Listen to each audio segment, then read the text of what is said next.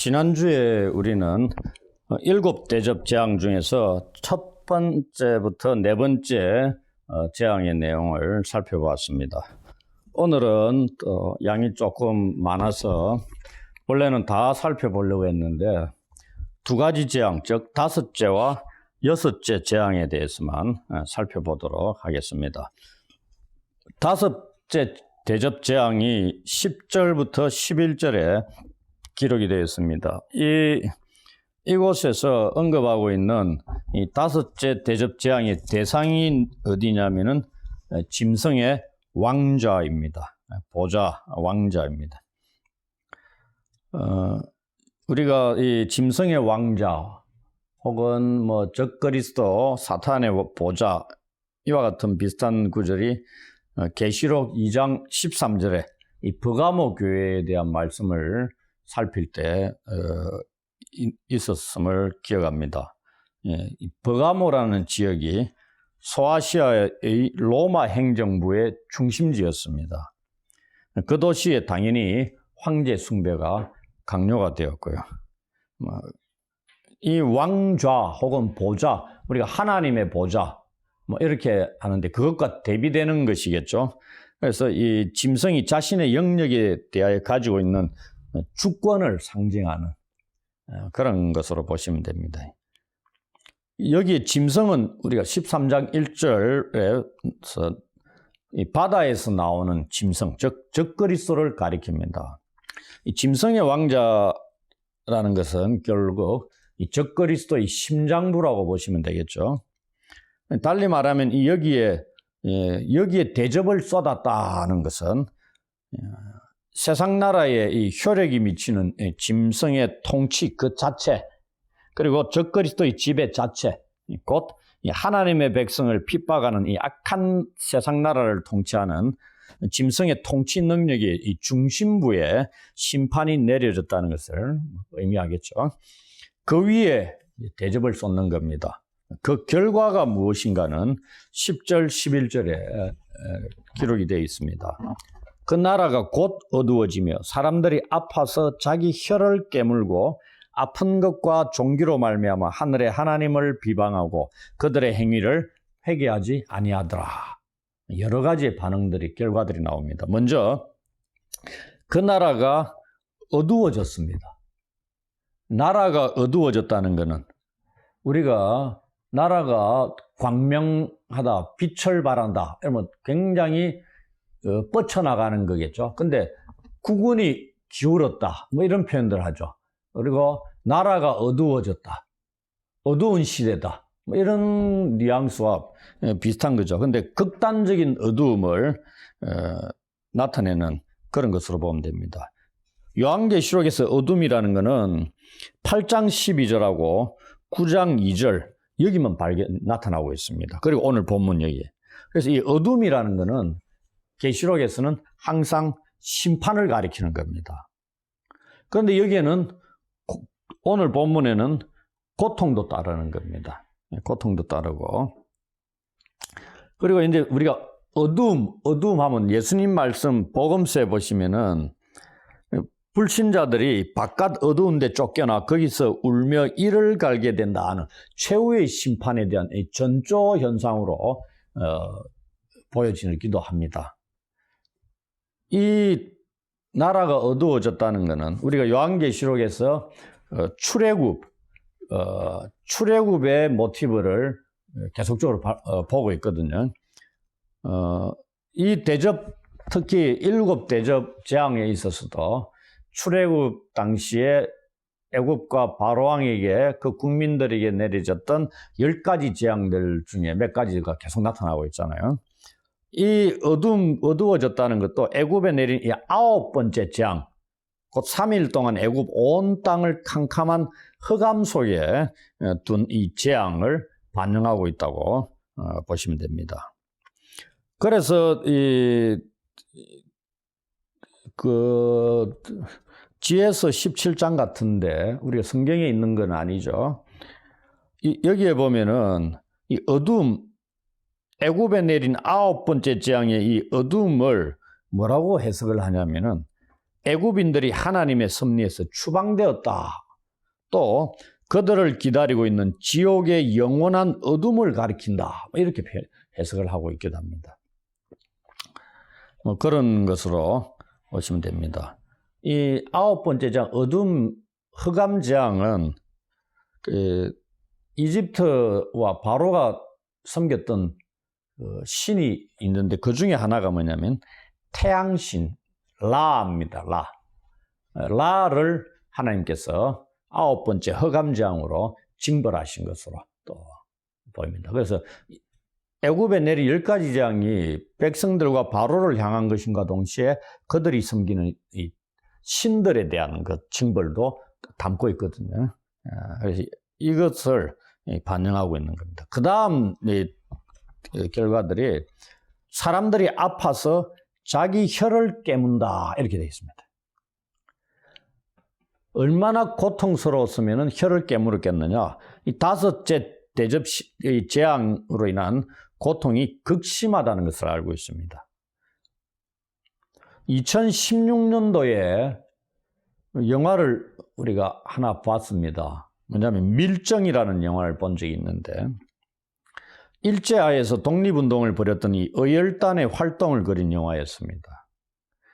여기서 주인공 중에 한 명이 밀고를 당해서 일본 경찰에 붙잡혀 고문을 받는 장면이 나오는데 일본 경찰이 집게로 주인공의 이 손톱을 어스러뜨리는 고문을 가하는 장면이 나옵니다. 거의 마지막 부분에 가서. 그때 주인공이 고통을 견디지 못해 혀를 깨물어 잘라버립니다. 그래서 이제 말을 못한 자가 됐는데 이처럼 이 짐승과 그를 경배하는 자들을 향한 하나님의 이 심판도 견딜 수 없을 정도로 끔찍한 고통을 가져다 주는 것이라는 것을 보여줍니다. 혀를 깨무는 고통은 우리가 일반적인 고통에서는 잘 모르는 거죠. 우리가 머리가 아프면 머리를 벽에 막 쳐박는다, 뭐 이렇게 얘기하기도 하죠. 그래서 고통이 극에 달하면은 혀를 깨물게 되는 그렇게 되나 봅니다. 여기에다가 이 아픈 것과 종기로 말미암아 하늘의 하나님을 비방을 합니다. 혀를 깨물 정도로 아프고 또한 첫째 대접 심판에 나타나고 있는 게 뭐죠? 악하고 독한 종기입니다. 이게 여기서 또한 5번째도 나타나고 있습니다. 또한 이 넷째 대접 심판을 당할 때 이 사람들 반응 중에도 또 나타나는 게 비방하는 게 나타납니다. 신성 모두 간다 그랬죠. 이런 일을 당하면서도 사람들은 자기들의 행위를 회개하지 않는다고 합니다. 이 행위들이 어떠한 것들이 있냐면은 9장 20절로 21절에 상세하게 열거가 되어 있습니다. 여러 귀신과 보거나 듣거나 다니거나 하지 못하는 금, 은, 동과 목석의 우상에게 절하는 것, 살인, 복술, 음행, 도둑질, 이러한 등등. 여기에다가 짐승 경배하고 성도들과 선지자들의 피를 흘린 것, 이런 것들이 다 포함이 되는 거죠. 이걸 회개하지 않는다는 얘기입니다. 로마서 1장 24절로 28절 같은 데 보시면은 우리가 회개하지 않는 사람의 마음이 완고하다. 그렇게 얘기하죠. 바로도 그랬고요. 그 자체가 하나님의 심판이라는 얘기입니다. 우리가 이것은 15장에 살펴보았듯이 마지막 심판 때는 더 이상의 중보나 회개가 없습니다. 그러니 이들은 심판만, 고통만 당하지 돌아오지 않는다는 얘기죠. 그 다음 6번째 재앙이 12절에서 16절까지 있습니다. 이번에는 6째 천사가 그 대접을 큰 강 유브라데에 쏟는다 이렇게 되어 있습니다. 이 대접을 쏟는 행위가 뭐냐는 우리가 1절에서 지금까지 계속 살펴보고 있지만은 하나님의 진노가 임하는 겁니다. 그래서 우리는 이 6째 대접 재앙도 이 12절부터 16절에 펼치는 이 내용 자체가 재앙의 측면에서 살펴봐야 된다는 걸 먼저 말씀을 드립니다. 왜냐하면 이 본문이 유명한 이 아마겟돈 전쟁에 대한 내용이거든요. 이게 재앙입니다.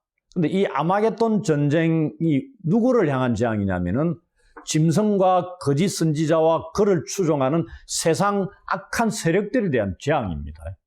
우리가 착각하고 있는 게 아마겟돈 전쟁을 통해서 기독교 백성들이 고통을 당하고 뭐 이렇게 생각하는데 오늘 성경을 보십시오. 전혀 아닙니다. 지금 이게 아마겟돈 전쟁이 어디서 나오냐면 6번째 대접재앙에서 나타납니다. 그러면은 우리가 첫 번째부터 7번째까지 대접재앙을 살펴보고 7가지 인재앙, 7가지 나팔재앙을 계속 살펴보는데 그게 누구를 향한 거냐면 철저히 하나님의 대적자들, 짐승을 추종하는 땅에 거주하는 악한 세력들, 그들을 향한 심판이지 그 심판에 있어서 하나님의 백성들은 제외된다는 얘기입니다.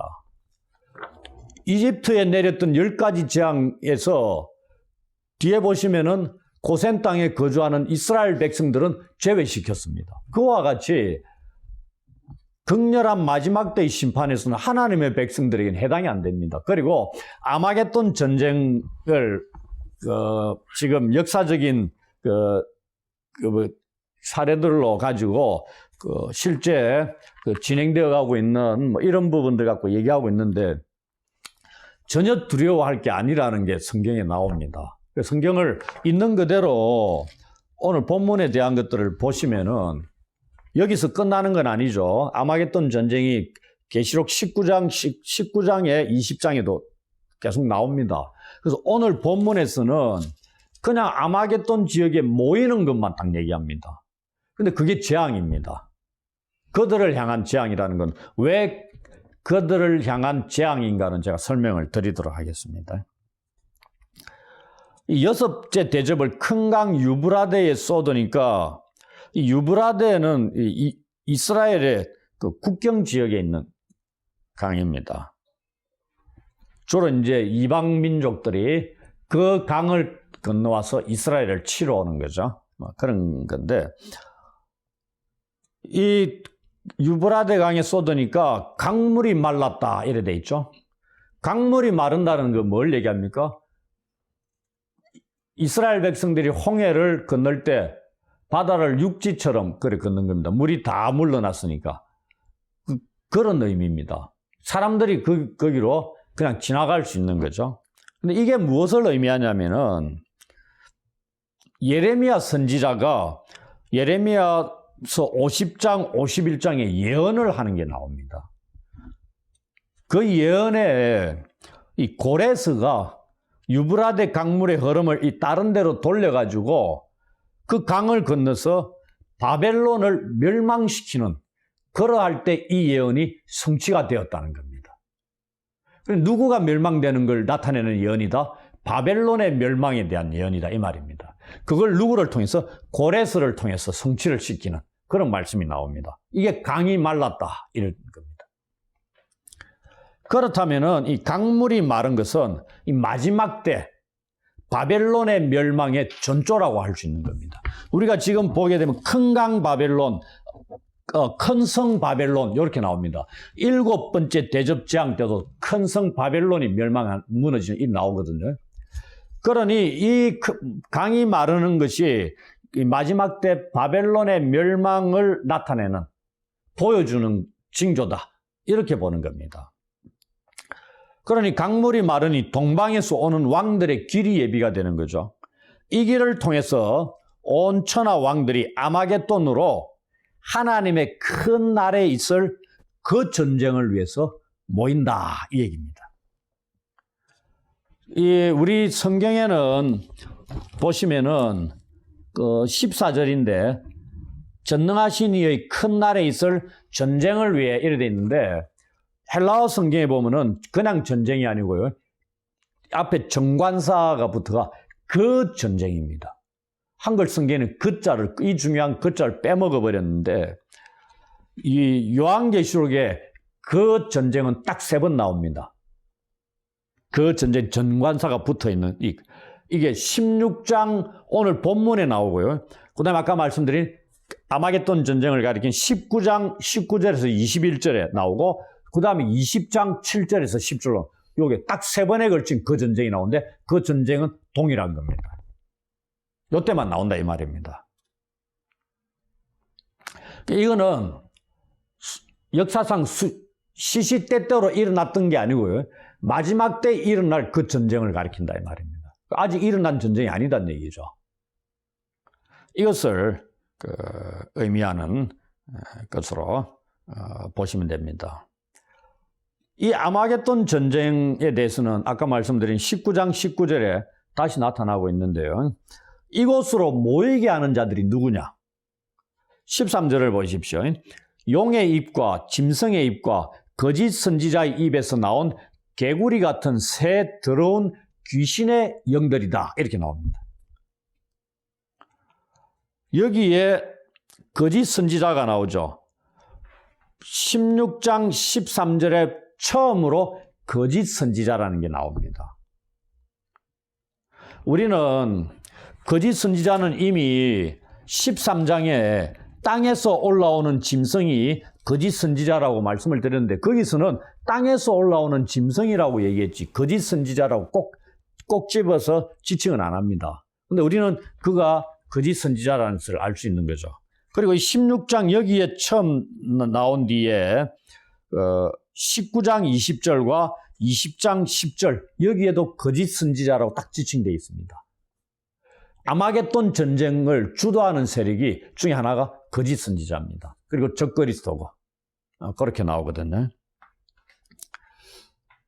이 악의 삼위일체, 용, 짐승, 거짓 선지자의 입에서 나온 이 개구리 같은 새 더러운 이 귀신의 영들이 주도한다 얘기입니다. 이 개구리 같은 더러운 영이다 이래 나옵니다. 좀 익살스럽지 않습니까? 용 같은 막 엄청나게 사자 같은 무서운 두려운 이런 건데 개구리 같은 영이 나왔다는 얘기입니다. 발딱발딱 뛰는 보면 코믹스러운 그런 것들인데 어떻게 보냐면 별 볼 일 없는 듯한 그런 느낌을 주는 거죠. 개구리 한 마리 정도가 사람에게 치명적인 영향을 미치는 건 아니죠. 이집트에 내렸던 개구리 떼는 영향을 미치지만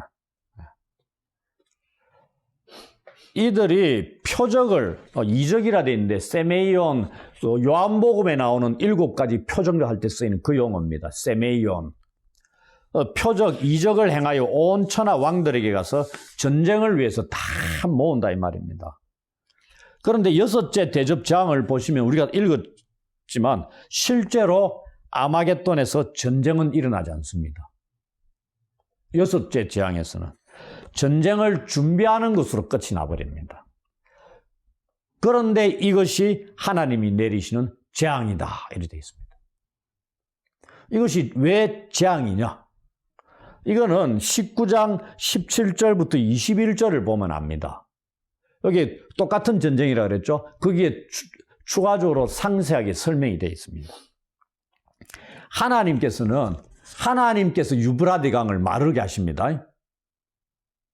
그리고 짐승과 거짓 선지자를 비롯해서 그를 경배하고 섬기는 이 땅의 임금들과 군대들을 모두 아마겟돈으로 모이게 하시는 분이 하나님이십니다. 이 새 더러운 영이 주도하는데 그 이면에 하나님의 주권적인 일하심이 있다 이 말입니다. 왜? 이게 하나님께서 진행하시는 재앙이잖아요.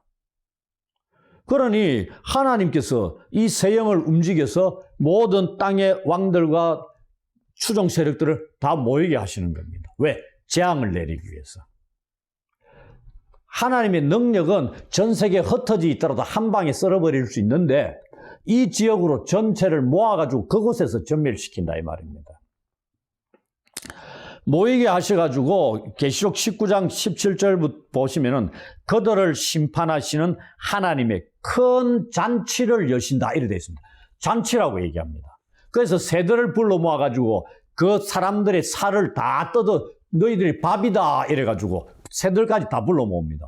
그래가 죽여가지고 새들이 그들의 시신들을 다 뜯어 먹습니다. 그러니 그들에게 잔치다 이 말입니다. 그 계시록에 보면 잔치가 2번 나옵니다. 하나는 하나님의 백성들을 위한 어린 양의 혼인잔치가 나오고요. 또 하나는 하나님의 백성들의 원수들인 사탄의 추종 세력들을 전멸시키는 그러한 하나님의 큰 잔치가 나옵니다. 이 큰 잔치는 하나님의 백성들을 위한 게 아니고요. 원수들을 위한 심판의 잔치다 이 말입니다. 그걸 연다고 되어 있습니다. 그래서 이 새 더러운 영이 온 천하 왕들을 미혹해가지고 아마겟돈으로 다 모이게 하는 것으로 생각할 수 있지만은 실질적으로 궁극적으로는 하나님이 예수 그리스도의 손을 통해서 그들을 심판하기 위해서 모으시는 것이다. 이렇게 보는 것이 낫다는 얘기입니다. 이 악의 세력들이 전쟁을 위해 모였습니다. 19장의 얘기입니다. 근데 정작 전쟁다운 전쟁을 제대로 해보지도 못합니다. 거기에 보면은 치열하게 전쟁이 벌어지고 누가 죽고 누가 다치고 이런 기록이 전혀 안 나옵니다. 왜? 거기에 나오면 그리스도의 군대들을 이끌고 전멸시키거든요. 그 말은 뭐냐면 이 만왕의 왕이요 만주의 주라고 그리스도를 지칭합니다. 19장 16절에.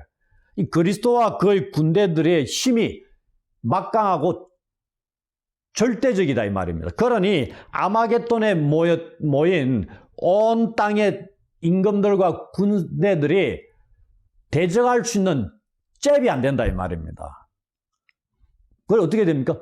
아마겟돈에서 전멸당합니다. 그러니 우리가 구약의 다윗 생애도 살펴봤지만 전쟁을 치르는데 상세하게 전쟁의 과정들을 언급 안 하는 전쟁들이 많습니다.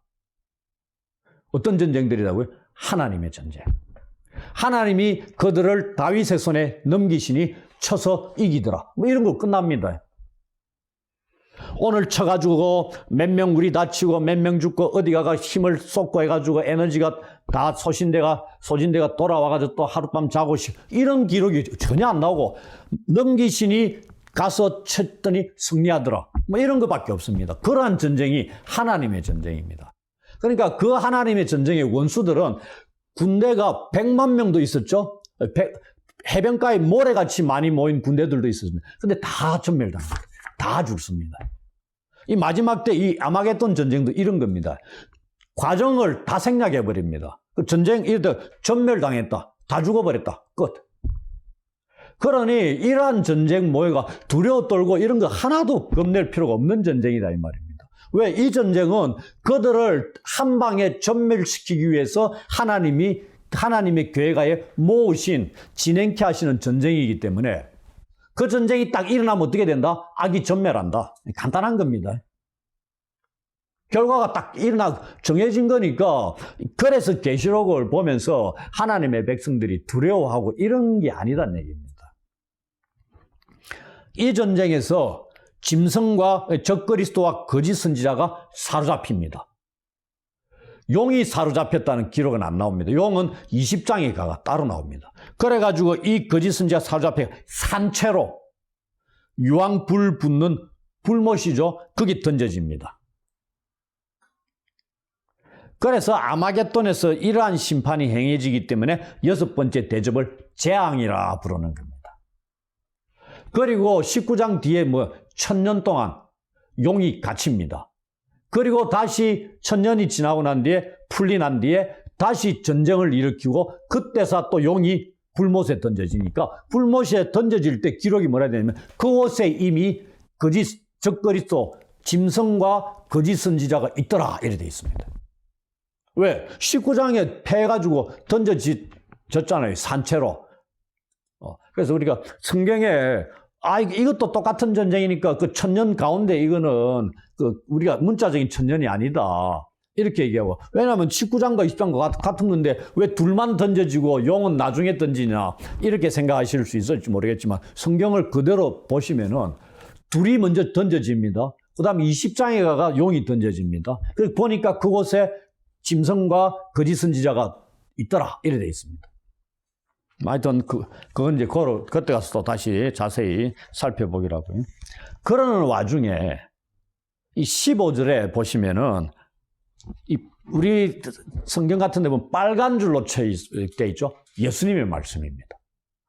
아니, 6번째 재앙 중간에 15절에 예수님께서 믿는 자들에게 권면의 말씀을 전하는 이게 기록이 되어 있습니다. 이곳에. 이 흐름상, 이게 왜 이게 들어와 있지? 어색할 수도 있습니다. 이게 이 자리에 오는 게 맞는가? 이렇게 보겠지만은, 여기에 들어간 이 말씀, 우리가 13장 9절이나 14장 12절에 나오는 성도들의 인내가 믿음이 여기 있다, 이런 말씀이 나오잖아요. 그것과 비슷한 기능을 하는 겁니다. 앞뒤에 아마겟돈 전쟁이 일어나는 그러한 현상이 벌어질 때 성도들이 어떻게 해라? 15절처럼 해라, 이 말입니다. 우리가 그 예수님 종말에 대한 강화들 보시면은 하나님의 성전에 서지 못할 것들이 있을 때 너희들은 보고 깨달으라, 이런 말씀을 하시는 게 있잖아요. 징조다, 이 말입니다. 이런 징조가 일어날 때 또 변함없이 15절처럼 깨어있으라, 이 말입니다. 보라, 내가 도둑같이 오리니 누구든지 깨어 자기 옷을 지켜 벌거벗고 다니지 아니하며 자기의 부끄러움을 보이지 아니하는 자는 복이 있도다. 여기 지금 아마겟돈 전쟁 요 사이에 들어가 있잖아요. 19장에 또 나오잖아요. 19장에 보시면은 그리스도가 어떤 모습으로 나오냐면은 그 백마탄 자, 이렇게 나옵니다. 그리고 우리가 예수님의 재림을 가리킬 때 항상 쓰이는 것 중에 하나가 도둑같이 온다, 이 말입니다. 그러니 아마겟돈 전쟁이 언제 일어날지도 모른다는 얘기입니다. 당연히 모르죠. 그때 아마겟돈이 전쟁이 일어날 때 예수 그리스도께서 백마탄 자의 모습으로 오셔서 그들을 절멸시키는 겁니다. 그 예수 그리스도의 재림이 그때도 도둑같이 오신다, 이 말입니다. 언젠지 모르는 거죠. 우리는 뭐 혹자가, 어떤 사람들은 시대가 돌아가는 거 보면은 이 아마겟돈 전쟁이 우리는 명확하게 알 수 있을 것이고 뭐 이렇게 생각할지 모르지만 성경대로 보자면 예수님의 재림은 모릅니다. 도둑같이 옵니다.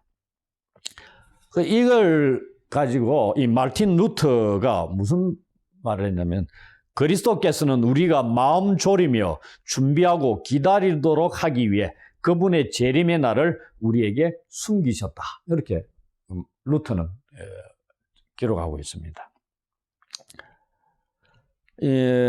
15절에 보라, 내가 도둑같이 오리니 누구든지 깨어 자기 옷을 지켜 벌거벗고 다니지 아니하며 자기의 부끄러움을 보이지 아니하는 자는 복이 있도다.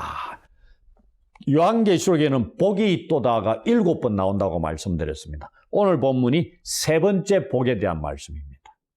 그게 뭐죠? 영적 깨어 있음에 대한 복입니다. 여기서 이 옷이라는 것, 어떠한 옷을 입고 있느냐, 우리가 뭐 세마포 옷을 입느냐, 거지 옷을 입고 있느냐, 뭐 어떠한 옷을 입고 있느냐에 그 신분들이 드러나는 거죠. 이 옷이라는 것은 이 세상과 타협하는 것을 거부하는 걸 상징할 수도 있습니다. 그리고 어린 양의 혼인잔치에 들어가기 위해서 우리가 세마포 옷을 입는 거죠. 그것은 성도들의 옳은 행실이다, 뭐 이렇게 언급하기도 하고 있습니다.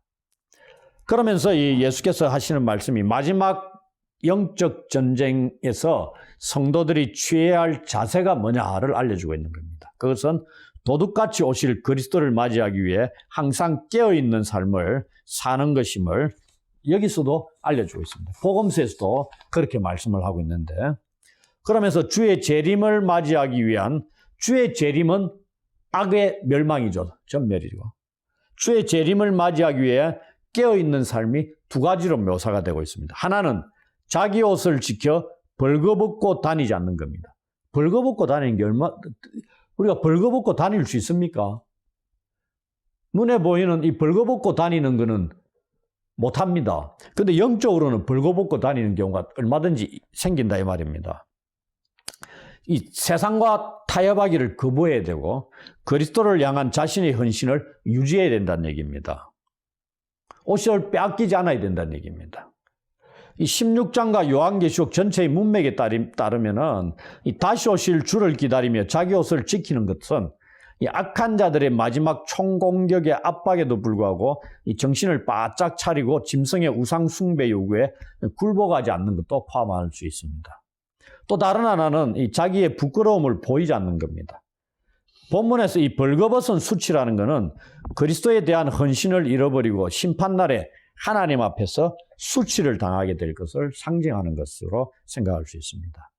예수께서 말씀하시는 이 진정한 복이라는 것은 마지막 영적 전쟁 상황을 앞두고 오실 주님을 고대하면서 그에게 변치 않고 헌신하며 살아가는 자에게 주어지는 것이다. 이렇게 알 수 있습니다.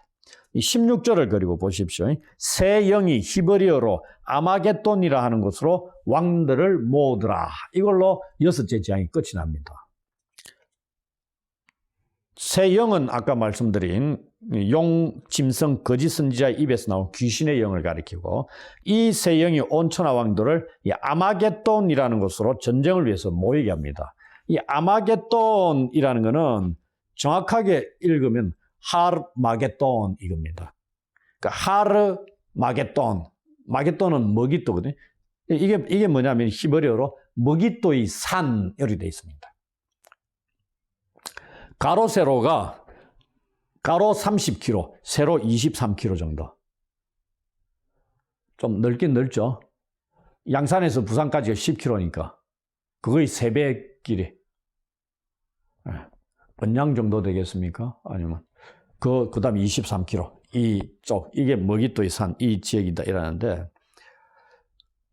그러나 이 구약이나 유대 문헌에 머깃도의 산은 안 나타난답니다.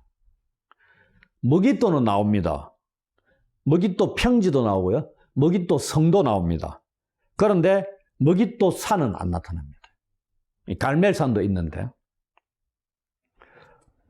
이 머깃도라는 건 현재 이스라엘 골짜기를 가리킨다고 합니다.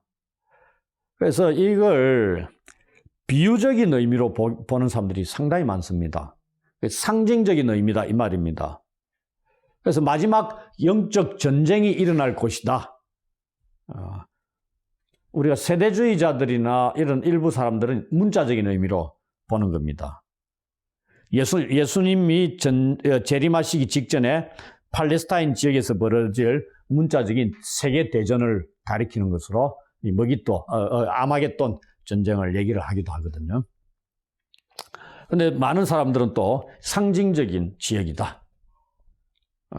그렇게 얘기하기도 하고요. 아무튼 이 아마겟돈이라는 곳에 온 천하 왕들을 다 모읍니다.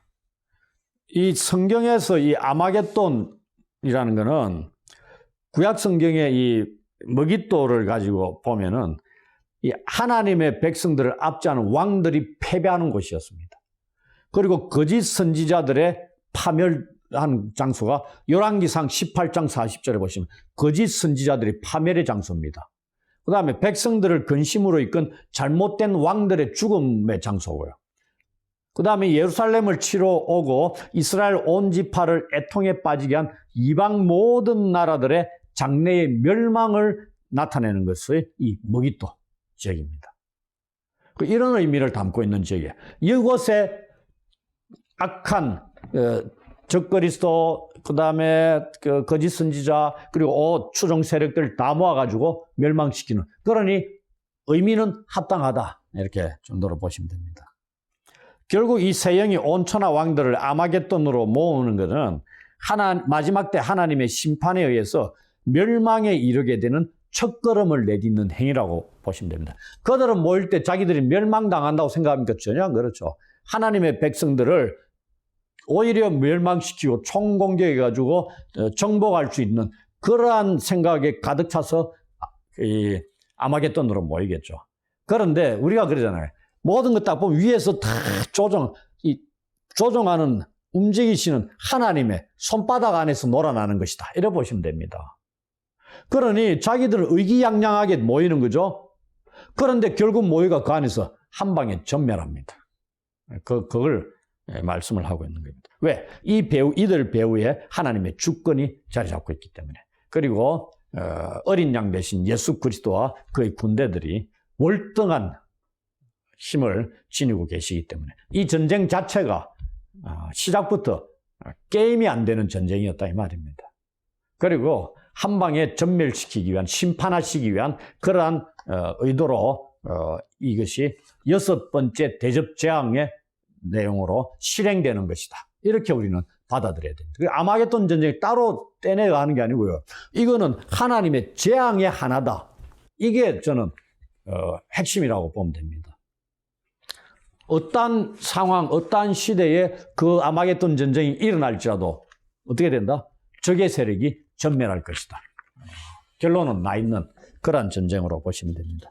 여기까지가 여섯 번째 재앙이고 일곱 번째 대접재앙은 다음 주에 살펴보고 일곱 가지 대접재앙 전반적인 것들까지 정리하고 이 일곱 대접재앙을 마치도록 그렇게 하겠습니다.